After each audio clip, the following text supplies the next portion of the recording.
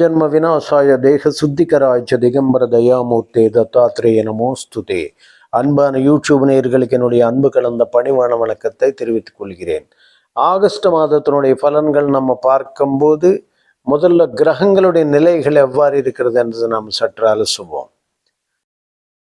அதாவது கும்பத்துல ராகு பகவான் இருக்கிறாரு, அவருக்கு 180 டிகிரியில அப்படியே சிம்மத்துல கேத்து இருக்கிறார். கேத்து பகவான் ராகு பகவான் குரு பகவானுடைய நட்சத்திரம் ஆகிய போராட்டத்தில் இருக்கிறாரு. கேத்து பகவான் பூரத்துல இருக்காரு. சனி பகவான் தன்னுடைய சொந்த நட்சத்திரமாகிய உத்திராட்டாதில மீனராசில இருந்திருக்கிறாரு, வக்கரத்தில் இருந்திருக்கிறார்.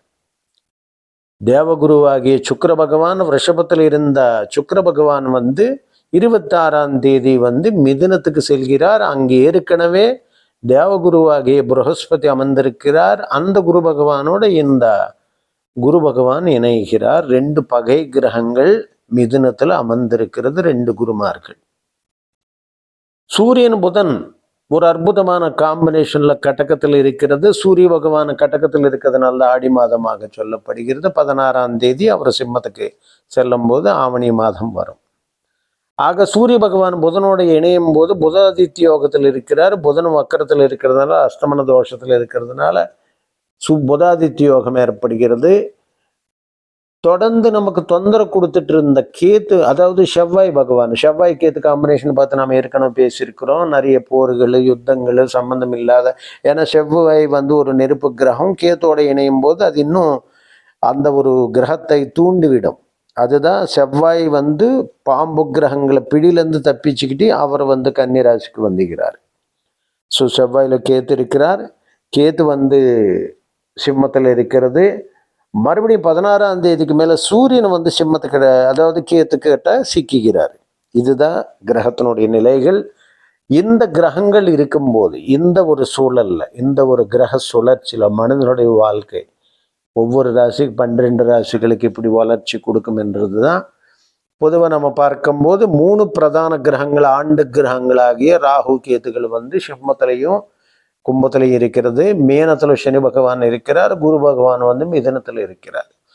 இதனுடைய அடிப்படையில் ஒவ்வொரு ராசிக்கு எத்தகையான யோகங்கள் வரப்போகிறது, கிரகங்களுடைய மாற்றத்தால் ஏற்படக்கூடிய அதிருஷ்ட வாய்ப்புகளை எந்தெந்த ராசிக்கு நமக்கு யோகம் தரும், கோச்சார ரீதியாக கிரகங்கள் நகரும் போது அந்த நகர்வுகள் என்பதை ராசிக்கு எத்தகையான வளர்ச்சி தரக்கூடியதாக அமைந்து விடுகிறது என்றது பற்றி நாம் ஒவ்வொரு ராசியை அலசி பார்ப்போம்.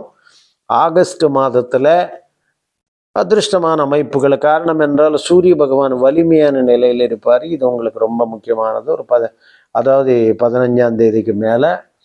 ஸோ சூரியன் சிம்மத்தில் சூரியன் பலமாக இருக்கும்போது எல்லா வகையான வலிமை, ஏன்னா சூரிய பகவான் ஒரு பிரதான ஒரு நவகிரகங்கள்லேயே தலைமை தாங்கக்கூடிய ஒரு கிரகம் அல்லவா. அதனால தான் சூரிய பகவான் சிம்மத்துக்கு வர்றது என்பது மிக சிறப்பு.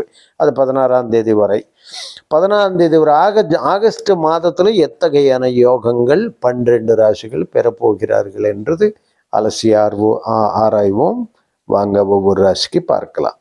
ராசி அன்பர்களுக்கு ஆகஸ்ட் மந்தினுடைய ப்ரெடிக்ஷன்ஸ் நம்ம பார்க்கும்போது மிக அதிருஷ்டமான வாய்ப்புகள் அவர்களுக்கு எளிதாக தேடி வருகிறது. காரணம் என்றால் மாத தொடக்கத்திலேயே ராசிநாதனாகிய செவ்வாய் பகவான் லாபஸ்தானத்துல 11ஆம் இடத்துல இருக்கிறார். 1-6 கூடையவன் 11ல் இருக்கிறார்.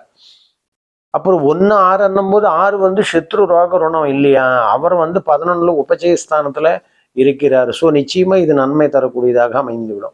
எதிர்களுக்கிட்ட அல்லது நீங்க யாருக்காவது பணம் கொடுத்து மாட்டியிருந்து பணம் காலத்தில் வராமல் இருந்து அந்த பணம் வரதுக்கு உண்டாகின வாய்ப்புகள், கோர்ட்டு வழக்குகள் வாஜ்யங்கள் வெற்றிகள் பெறதுக்கு உண்டாகின வழி. காரணம் என்றால் 8ஆம் வீட்டினு 6ஆம் வீட்டினு செவ்வாய் பார்த்துட்டு இருக்காரு சொந்த அவருடைய அஷ்டம பார்வை மூலமா. அதனாலதான் நிச்சயமா வலிமை பெறும், எதிர்கள் நன்மைகள் உறுதியா நடக்கும்ன்றது அது 11ஆம் இடத்துல லாபத்தில் இருக்குன்னு பூமினால லாபம். அதாவது நம்ம இந்த ரியல் எஸ்டேட் தொழில் உள்ளவங்க, இந்த வீடு விற்பனை பண்ணுறவங்க, அல்ல சிவில் லைனில் உள்ளவங்களுக்கு எல்லாம் செவ்வாய் புதன் வீட்டில் இருக்கிறதுனால மிகுந்த நன்மைகள் நிச்சயமாக அளித்தரும். தனாதிபதி 2-5 கூட போகிற புண்ணியாதிபதி குரு பகவான் நமக்கு ராசிக்கு அஷ்டமத்தில் மறைஞ்சிருக்கிறார். அப்படின்னா நம்ம பார்த்தா கூட குரு பகவான் சுக்கிர பகவான் 2 பேர் பூர்வ புண்ணியாதிபதி 2-5 கூடையவர் 2ஆம் வீட்டுன்னு பார்க்குறா. வலிமையான நிலை. தனஸ்தானத்தில் குரு பார்க்கும் போது எதிர்பாராத தன வரவு, தன பிராப்தி உண்டாகும். திரண்ட செல்வங்களை தேடி வரக்கூடிய நிலை என்பது. சிலர் யாராவது நமக்கு ஒரு செல்வாக்கு மிகுந்தவர்கள் நமக்கு உதவி செய்யக்கூடிய நிலை, இது போன்ற நிலைகள் அதிர்ஷ்ட அமைப்புகள் நமக்கு காத்திருக்கிறது. 3-4 கூடிய சனி பகவான் உங்கள் ராசிநாதனை பார்க்குறார். அதனால எந்த மாதம் பொறுத்தவரை போக்குவரத்தில் வண்டி வாகனங்களை மேல் செல்லும் போது மிகுந்த ஜாகிரதையுடன் செயல்பட வேண்டும். காரணம் செவ்வாயின் ராசிநாதனை சனி பகவான கடுமையான பாவகிரகம் மட்டுமில்லாத பகை கிரகம். ஸோ இந்த 2 கிரகங்கள் பார்வைப்படுவதனால கை கால்களுக்கு சின்ன சின்ன விபத்துகள் நேரிட வாய்ப்புகள் இருக்கிறது. ஸோ போக்குவரத்தில் மிகுந்த ஜாகிரதையோடு செயல்பட வேண்டியது என்பது அவசியம் ஆகிறது. 4ஆம் இடத்துல ராகு, தாய் வழியே நமக்கு மருத்துவ செலவுகள் கொண்டு வரதுக்கு வாய்ப்புகள் இருக்குது. மருத்துவக்காரர் ஆரம்பத்து குரு பார்வையில் இருக்கிறதுனால நம்ம உடனடியாக கரெக்டான அளவில் நம்ம சரி பண்ணிக்கலாம். 3-4 கூடிய சனி பகவான் பூர்வ புண்ணியத்தில் 5ஆம் வீட்டில் இருக்கிறார். ஸோ குரு வீட்டில் சனி இருக்கிறதுனால இது ஒரு நல்ல சிறந்த ஒரு வழின்னு தான் சொல்லலாம். காரணம் என்றால் அவர் உத்திராட்டத்தினுடைய சொந்த உத்திராட்டத்தில் தான் இருக்கிறாரு, தன்னுடைய சொந்த நட்சத்திரத்தில் இருக்கிறாரு. மிக நன்மை தரக்கூடியதாக இருக்கும், வலிமையான நிலை. ஆக நமக்கு பிள்ளைகள் வழியாக கொஞ்சம் சனி பகவானால பாவகிரகம் இல்லையா, மேலிஃபிக் planet in the 5th house. So which gives disappointments in children வகையில் சின்ன சின்ன அசம்பாவிதங்கள் நடக்கிறதுக்கு வாய்ப்பு. பிள்ளைகளை ஜாகிரதாக நம்ம பார்க்க வேண்டியது அவசியம்.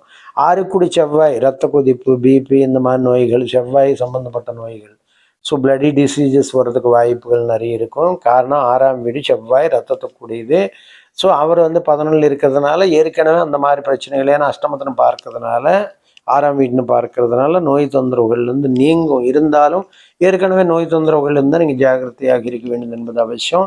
7 கூடிய சுக்கிரன் நமக்கு அஷ்டமத்தில் நின்று இருக்கிறார். ஸோ 7-12 கூடியவன். 7 மனைவி, 12 விரயம். மனைவி மூலமாக விரயம் என்பது அஷ்டமத்தில் இருக்கிறதுனால அது ஏற்கனவே 12 இருக்குது. 12 கூடியவன் அஷ்டமத்தில் வர்றதுனால ஒரு வகையில் நன்மை தரும்.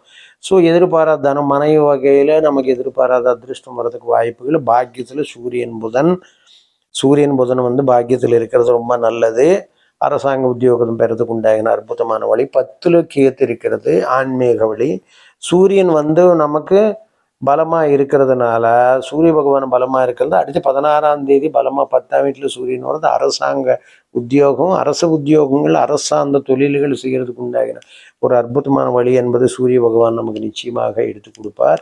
ஏன்னா சூரியன் ஆட்சி பலத்தோட 10ஆம் வீட்டில் துலாம் ராசி என்பவர்களுக்கு அரசியல் பிரவேசம், அரசியலில் ஏற்கனவே இருந்தவங்களுக்கு பதவி யோகங்கள். அவங்க ஜென்ம ஜாதகத்தில் சூரியன் பலமாக இருந்தால், சூரியன் சம்பாதிகாரகன் மற்றும் அரச கிரகமாக இருக்கிறதுனால அரசாந்த தொழில் உள்ளவங்க, அரசு உத்தியோகத்தில் உள்ளவங்களுக்கு நல்ல ப்ரமோஷன்ஸு, எதிர்பாராத தனயோகங்கள் என்பது நிறைய தேடி வரும்.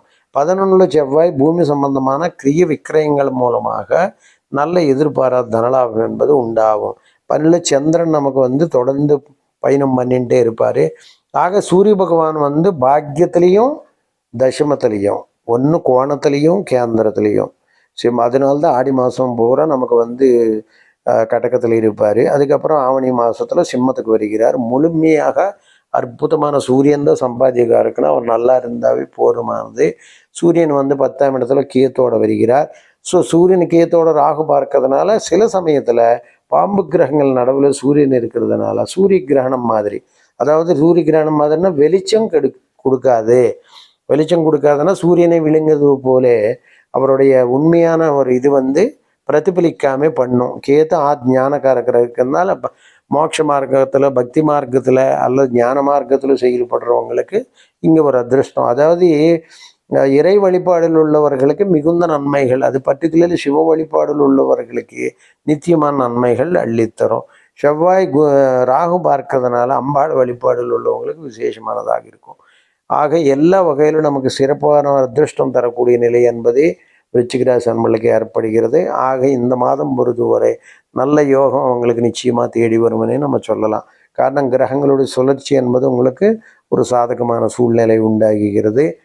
அதனால தான் எதிர்பாராத தனயோகம். விஷயாக்கத்தில் பிறந்தவர் குருவோட நட்சத்திரத்தினால குரு அஷ்டமத்தில் மறைஞ்சிருக்கிறார். இருந்தாலும் தன்னுடைய சிறப்பு பார்வைகள் மூலம் விரயஸ்தானத்தையும் பார்க்குறார், தனஸ்தானத்தையும் பார்க்குறார், அப்புறம் 4ஆம் இடத்தையும் பார்க்குறாரு. சிறப்பான முன்னேற்றம் என்பது விருச்சிகத்தில், அதாவது விசாகம் 4ஆம் பாதத்தில் பிறந்தவர்களுக்கு வரும்.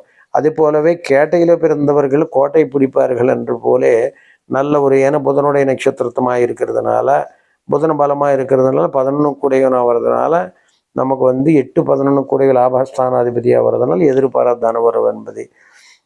அதே போலவே நமக்கு அனுஷத்தில் பிறந்தால சனி பகவான் 3 4 கூடையும் கஷ்டங்கள் நிறைய கொடுப்பார். அவர் 5ல் பூர்வ புண்ணிய ஸ்தானாதிபதி குரு வீட்டில் இருக்கிறதுனால மிகுந்த நல்ல. அது போராட்டாதி தன்னோட சொந்த நட்சத்திரத்தில் இருக்கிறதுனால நிச்சயமா நன்மைகள் அனுஷத்தில் பிறந்தவர்களுக்கு உறுதியாக அரசாங்க தொழில், அரசாங்க உத்தியோகத்தை உயர்வு பதவியில் உள்ளவங்களுக்கு எதிர்பாராத தன யோகம் நிச்சயமாக கிடைக்கும்.